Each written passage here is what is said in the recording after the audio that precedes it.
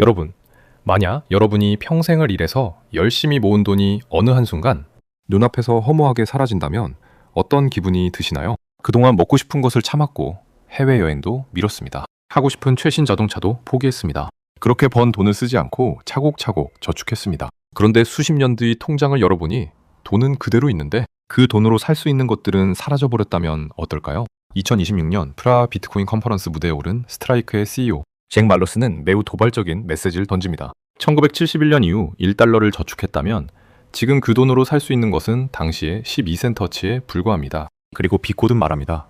열심히 일했습니까?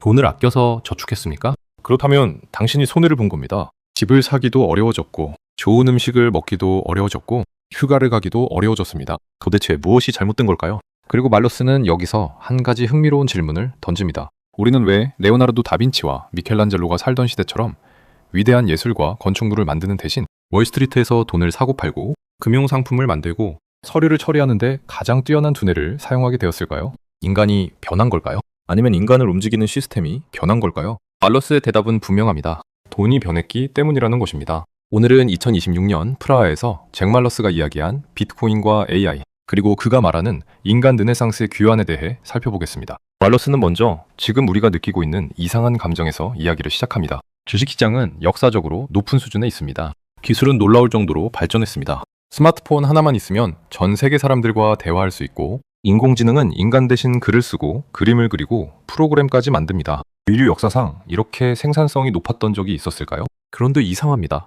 사람들은 미래를 낙관하지 않습니다. 말러스가 제시한 미국의 소비자 심리 지표를 보면 사람들의 심리는 코로나 시기나 2008년 금융위기 때보다도 낮은 수준까지 떨어졌습니다. 젊은 세대의 상황은 더욱 심각하다고 그는 말합니다. 19세에서 29세 사이의 젊은이들 가운데 부모와 함께 사는 비율이 크게 높아졌고 주거비 부담은 커졌으며 많은 젊은이들이 미래에 대한 희망을 잃고 있습니다.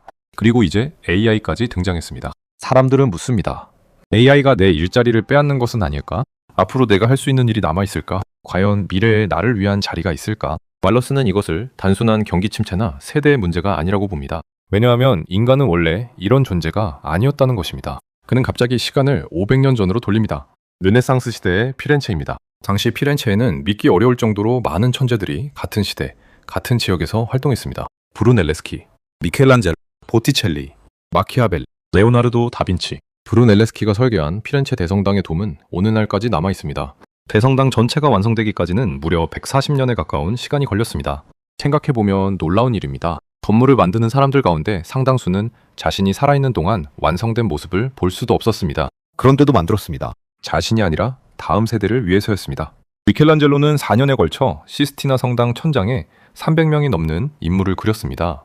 레오나르도 다빈치의 최후의 만찬은 500년이 지난 지금까지 사람들에게 영향을 주고 있습니다. 마로스가 이 이야기를 꺼낸 이유는 단순히 옛날 사람들이 위대했다고 말하기 위해서가 아닙니다. 그가 던지는 진짜 질문은 이것입니다. 오늘날의 천재들은 어디에 있는가? 인간의 지능이 떨어진 것은 아닙니다. 지금도 천재는 태어납니다. 그런데 사회가 그 천재성을 어디에 배치하고 있느냐는 것입니다. 500년 전이었다면 건축가가 되었을 사람이 오늘날에는 헤지펀드 매니저가 되고 발명가가 되었을 사람이 초단타 매매 알고리즘을 만들고 철학자가 되었을 사람이 금융상품을 설계하고 있을지도 모릅니다. 말러스는 자신의 똑똑한 친구 한 명을 예로 듭니다. 그 친구는 뛰어난 엔지니어인데 현재 고빈도 매매 회사에서 일하고 있다고 합니다. 말러스는 말합니다. 1400년대에 태어났다면 어쩌면 레오나르도 다빈치가 되었을지도 모르는 사람이 오늘날에는 월스트리트에서 주문을 몇 밀리초 빠르게 처리하는 일을 하고 있다는 것입니다. 그렇다면 무엇이 인간의 재능을 이쪽으로 이동시켰을까요? 여기서 말러스는 자신의 핵심 주장으로 들어갑니다. 돈입니다. 그에게 돈은 단순한 종이나 숫자가 아닙니다. 돈은 인간이 사용한 시간입니다. 아침에 일어나 회사에 가고 일하고 무언가를 생산하고 자신의 시간과 에너지를 사회에 제공한 대가로 받는 것이 돈입니다. 따라서 돈은 일종의 저장된 인간의 노력입니다.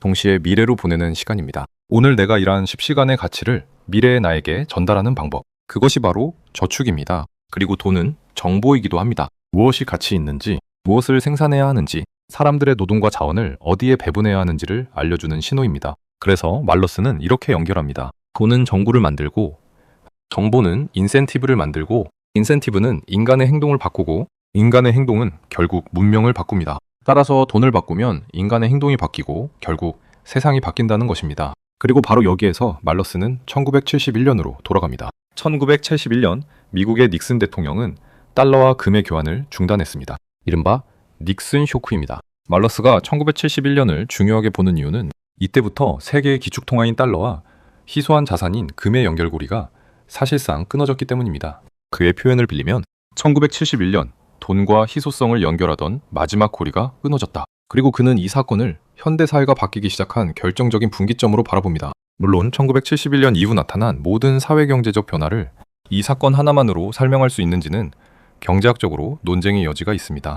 말러스 역시 이것을 소학공식처럼 증명할 수 있다고 말하지는 않습니다. 하지만 그는 1971년을 전후로 나타난 여러 변화에 주목합니다. 1971년 이전에는 생산성과 노동자의 보상이 비교적 함께 상승했습니다. 그런데 이후 생산성은 계속 올라갔지만 노동자의 실질적인 보상은 그 속도를 따라가지 못했습니다. 주택가격은 소득보다 훨씬 빠르게 상승했습니다. 저축률은 낮아지고 부채는 증가했습니다. 가상가격은 급격하게 상승했습니다. 그리고 말러스가 가장 중요하게 보는 변화가 있습니다. 돈을 저축하는 것보다 자산을 보유하는 것이 유리한 사회가 되었다는 것입니다. 그의 표현대로라면 열심히 일하고 절약해서 현금을 모은 사람보다 주식과 부동산 같은 자산을 보유한 사람이 훨씬 유리해졌습니다. 그러자 인간은 적응했습니다. 사람들은 바보가 아니기 때문입니다. 돈이 금융시장으로 몰리면 똑똑한 사람도 금융시장으로 갑니다. 제조업보다 금융업이 더 많은 보상을 준다면 최고의 인재들은 금융으로 이동합니다. 집값이 노동소득보다 빨리 오른다면 사람들은 좋은 물건을 만드는 방법보다 어떻게든 집을 사는 방법을 고민합니다. 그리고 자산 가격이 계속 상승한다면 사람들은 창조자가 아니라 투자자가 되어야 살아남는다고 느끼기 시작합니다. 말러스는 이것이 오늘날 우리가 돈에 집착하게 된 이유 중 하나라고 주장합니다. 예전에는 부자가 되는 것이 삶의 여러 목표 가운데 하나였다면 이제 돈은 생존과 미래를 지키기 위한 절대적인 목표가 되어버렸다는 것입니다. 집을 사기 위해 돈이 필요하고 결혼하기 위해 돈이 필요하고 아이를 키우기 위해 돈이 필요하고 노후를 준비하기 위해 더 많은 돈이 필요합니다. 그러니 사람들은 미래를 만드는 대신 미래로부터 자신을 방어하기 시작합니다. 그리고 바로 여기에서 비트코인이 등장합니다.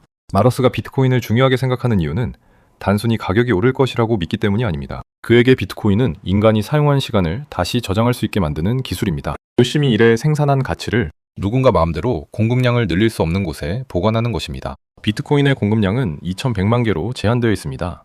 정부가 경기 부양을 해야 한다고 해서 늘릴 수도 없고 중앙은행이 금리를 낮춘다고 해서 추가로 발행할 수도 없습니다. 그래서 말러스는 말합니다. 비트코인은 우리가 생산한 것을 우리가 지킬 수 있게 해준다.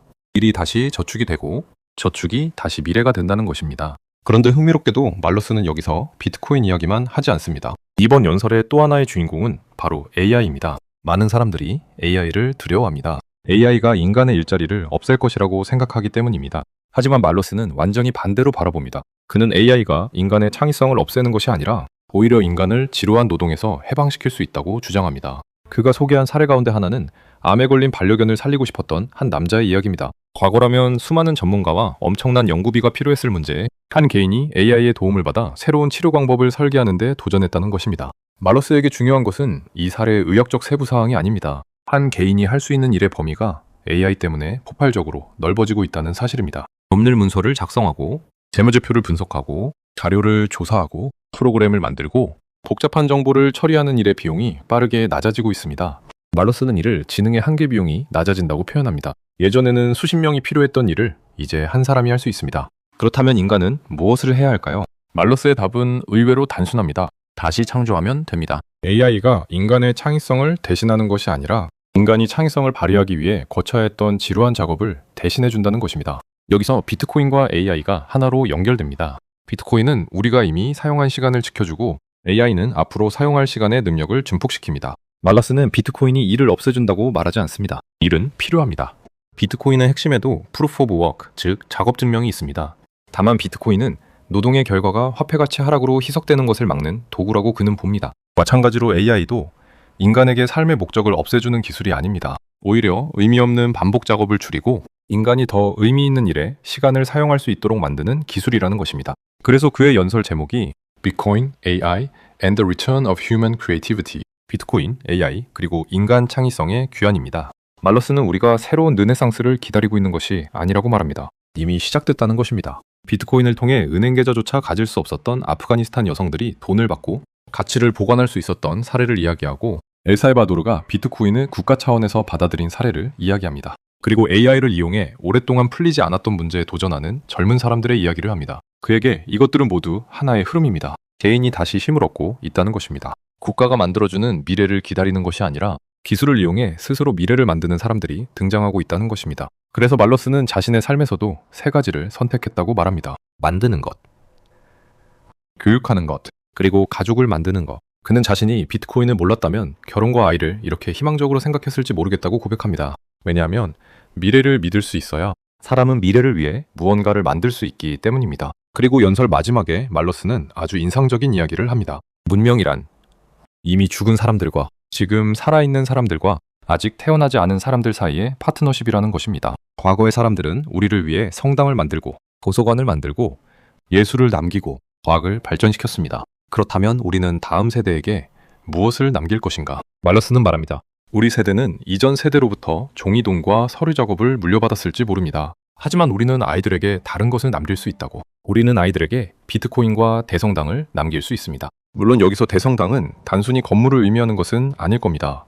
100년 뒤에도 남아있을 무언가, 내가 죽은 뒤에도 다음 세대가 사용할 수 있는 무언가, 인간이 다시 그런 것을 만드는 시대가 올 수 있다는 이야기입니다. 그래서 이 연설은 결국 비트코인 가격에 대한 이야기가 아닙니다. 원 비트코인이 얼마가 될 것인지, 이번 사이클의 고점이 어디인지, 지금이 강세장인지 약세장인지에 대한 이야기도 아닙니다. 말러스가 던지는 질문은 훨씬 근본적입니다. 좋은 돈을 갖게 된다면 인간은 다시 장기적인 미래를 생각할 수 있을까? 그리고 AI가 인간에게 시간을 돌려준다면 우리는 그 시간으로 무엇을 만들 것인가? 500년 전 피렌체의 천재들이 그랬던 것처럼 다시 예술을 만들고 건축물을 만들고 새로운 과학을 발견하고 가족을 만들고 다음 세대를 위한 무언가를 만들 수 있을까요? 말러스는 가능하다고 믿습니다. 비트코인은 인간이 이미 사용한 시간을 지켜주고 AI는 인간에게 남아있는 시간의 가능성을 증폭시킵니다. 그리고 이 두 기술이 만나는 지점에서 인간은 다시 돈을 쫓는 존재에서 무언가를 만드는 존재로 돌아갈 수 있다는 것입니다. 그래서 그는 말합니다. 지금 세상이 이상하다고 느끼는 것은 틀린 감각이 아니라고. 미래가 두렵고 무언가 잘못되어 있다고 느끼는 것도 이상한 일이 아니라고. 하지만 거기에서 끝나서는 안 된다고 말입니다. 말러스의 아버지는 그에게 이런 취지의 말을 자주 했다고 합니다. 울어도 된다. 감정을 느끼는 것도 괜찮다. 하지만 다 울었으면 알려달라. 이제 해야 할 일이 있으니까. 그리고 이것이 49분에 걸친 잭 말러스 연설의 마지막 메시지였습니다. 우리는 이미 도구를 가지고 있습니다. 누구도 마음대로 늘릴 수 없는 돈이 등장했고 누구나 사용할 수 있는 지능이 등장했습니다. 그러니 이제 질문은 세상이 우리에게 무엇을 해줄 것인가가 아닙니다. 우리가 이것으로 무엇을 만들 것인가입니다. 잭 말러스가 말하는 새로운 르네상스는 언젠가 찾아올 미래가 아닙니다. 그의 표현대로라면 이미 시작되었습니다.